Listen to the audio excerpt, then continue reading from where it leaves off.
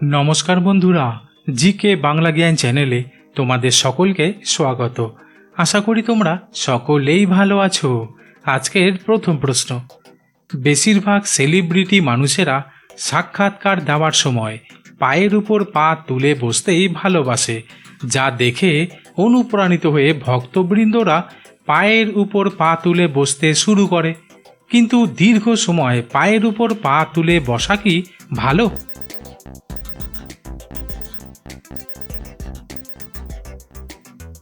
উত্তরটি হলো, আসলে পায়ের উপর পা তুলে বসা মানেই তো একটি পা দিয়ে অপর পায়ের বেশ কিছু নার্ভকে চেপে রাখা, যা রক্ত সঞ্চালনে সমস্যা তৈরি করতে পারে। তবে বিশেষজ্ঞরা বলছেন, প্রতিদিন 3 ঘন্টার বেশি সময় পায়ের উপর পা তুলে বসে থাকলে কোমর, ঘাড় ও নিতম্বের হাড়ে ব্যথা থেকে ধীরে ধীরে কুঁজো হয়ে যাওয়ার মতো সমস্যা দেখা দিতে শুরু করবে।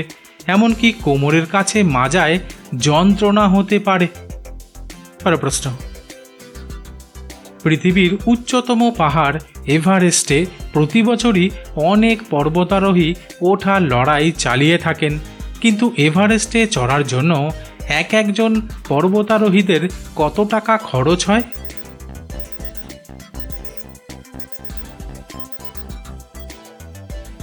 উত্তরটি হলো, বিশেষজ্ঞদের তথ্য অনুসারে জানা যায়, এভারেস্টে চড়ার জন্য একজন পর্বতারোহীদের 80 লাখ টাকা থেকে 1 কোটি টাকারও বেশি দরকার হতে পারে। প্রশ্ন, কম্পিউটার, ল্যাপটপ, ফোন, টিভি এই সব কিছু মিলিয়ে দিনের অধিকাংশ সময়টাই চোখের উপর চাপ পড়ে সব থেকে বেশি। কিন্তু কোন খাদ্যবস্তু প্রতিদিনের খাদ্য তালিকায় রাখলে চোখের দৃষ্টিশক্তি বেড়ে ওঠে?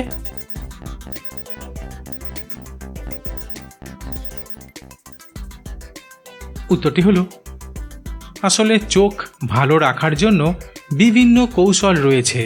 তবে চোখের দৃষ্টিশক্তি ভালো রাখার জন্য খাবার খাওয়া সব থেকে বেশি উপকারী, কারণ বিশেষজ্ঞরা বলছেন, প্রতিদিন টাটকা সবুজ শাকসবজি খাওয়া শুরু করলে চোখের দৃষ্টিশক্তি ভালো থাকে। তাছাড়া ডিম খেলে শরীরে জিঙ্কের পরিমাণ বেড়ে যায়, যা দৃষ্টিশক্তি বাড়িয়ে তুলতে সাহায্য করে। তাই প্রতিদিন ডিম খাওয়া ভালো। তবে প্রতিদিনের খাদ্য তালিকায় বাদাম, মাছ, লেবু রাখতে হবে, কারণ এই সমস্ত খাদ্য চোখের দৃষ্টিশক্তি অনেকটাই বাড়িয়ে তোলে। প্রশ্ন, আমরা অনেকেই কখনো না কখনো বাড়ির বাইরে থাকাকালীন সময়ে বাইরের শৌচালয় বা পাবলিক টয়লেট ব্যবহার করেছি, কিন্তু পৃথিবীর কোথায় পাবলিক টয়লেটে টাইমার লাগানো হয়েছে? বন্ধুরা, প্রশ্নগুলি ভালো লেগে থাকলে লাইক করে দিও।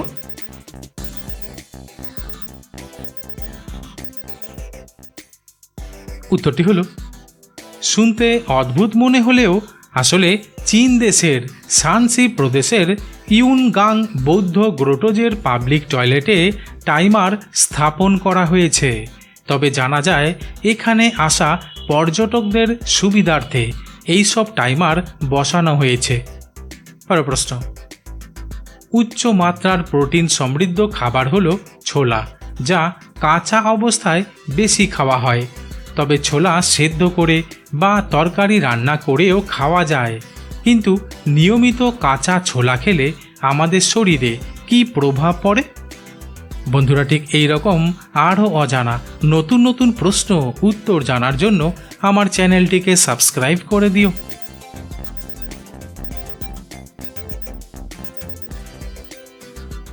উত্তরটি হলো, আসলে কাঁচা ছোলা জলে ভিজিয়ে রেখে খোসা ছাড়িয়ে কাঁচা আদার সঙ্গে খেলে শরীরে একই সঙ্গে আমিষ ও অ্যান্টিবায়োটিক দুটোই প্রবেশ করবে। তবে আমিষ মানুষকে শক্তিশালী ও স্বাস্থ্যবান বানায়, আর অ্যান্টিবায়োটিক যে কোনো অসুখের বিরুদ্ধে যুদ্ধ করে আমাদের শরীরকে সুস্থ রাখতে সাহায্য করে। তাছাড়া ছোলাতে দ্রবণীয় এবং অদ্রবণীয় উভয় ধরনের খাদ্য আঁশ আছে, যা হৃদরোগে আক্রান্ত হওয়ার ঝুঁকি অনেকটাই কমিয়ে দেয়। তাই নিয়মিত কাঁচা ছোলা খাওয়া ভালো। পরের প্রশ্ন, বাঙালি মহিলারা শাড়ি পরতে ভালোবাসে, কিন্তু কোন ভারতীয় মহিলা পৃথিবীর সবথেকে দামি শাড়ি পরে গিনেস ওয়ার্ল্ড রেকর্ড করেছেন?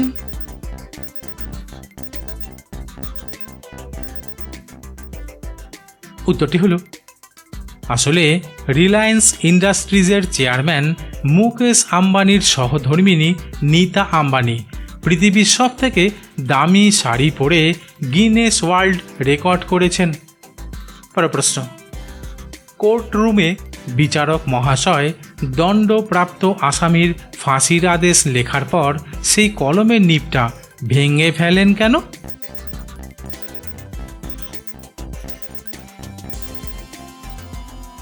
উত্তরটি হলো আসলে বিচারক মহাশয়ের কলমের নিব ভেঙে ফেলার পেছনে নানা রকম দার্শনিক ব্যাখ্যা আছে। তবে জানা যায় মৃত্যুদণ্ড দেওয়ার পর সেই আদেশকে পুনর্বিচার করার আর সুযোগ থাকে না, তাই কলমটিকে আর ব্যবহারযোগ্য রাখা হয় না। তাছাড়া যে কলম ব্যবহার করে একজনের ফাঁসির আদেশ দেওয়া হয় সেই কলম যাতে অন্য কারো ফাঁসি দিতে না পারে, তাই সেই কলমের নিব ভেঙে ফেলা হয়। পরের প্রশ্ন, ভারতবর্ষ দেশে বিভিন্ন দুর্গ রয়েছে, কিন্তু কোন দুর্গ ব্রিটিশরা কখনোই জয় করতে পারেনি?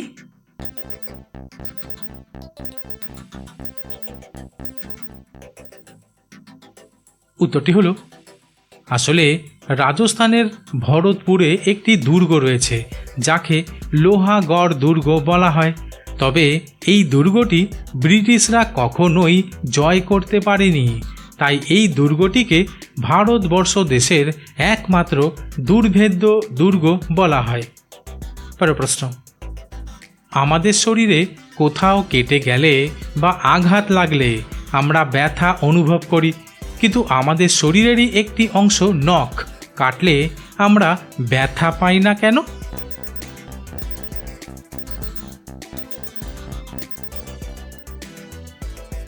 উত্তরটি হলো আসলে আমাদের শরীরে কেরাটিন নামের এক বিশেষ পদার্থ দিয়ে হাতের এবং পায়ের নখ গঠিত, যা এক ধরনের মৃত প্রোটিন।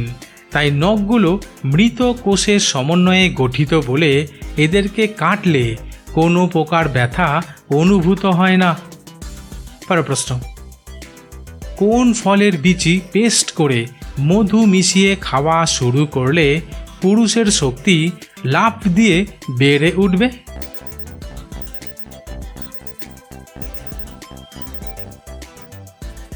উত্তরটি হলো তরমুজের বিচি খোসা ছাড়িয়ে পেস্ট করে মধু মিশিয়ে খাওয়া শুরু করলে। বন্ধুরা, যেখানেই শেষ করছি, পরবর্তী ভিডিওতে নতুন কিছু তথ্য নিয়ে হাজির হব।